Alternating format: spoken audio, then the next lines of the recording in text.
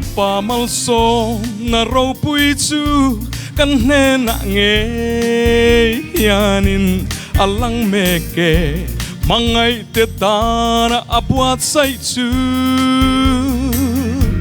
lung du tara intong tura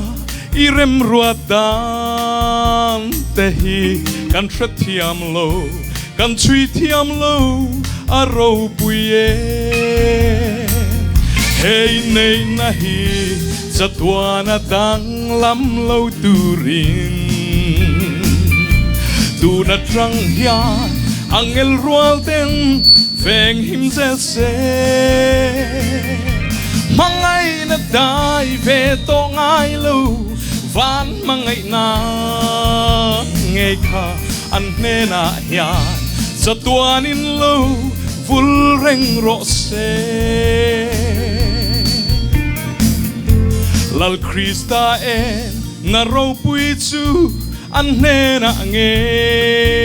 yanin lo lang zel se ni tin nan mu le an fiat te chu an mangai na di sual tuan lo ni zel mol sela i that na in vengin nan ma roi zelang se hey nei na hi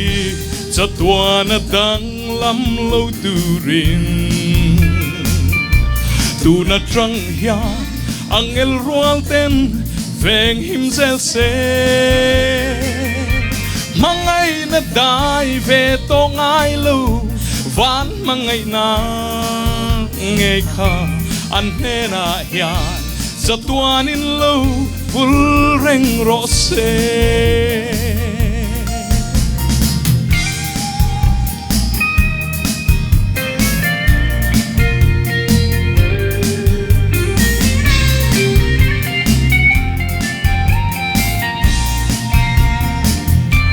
re oma le anua ma po mangai na sui vuanin an ne na hian rem na thu hi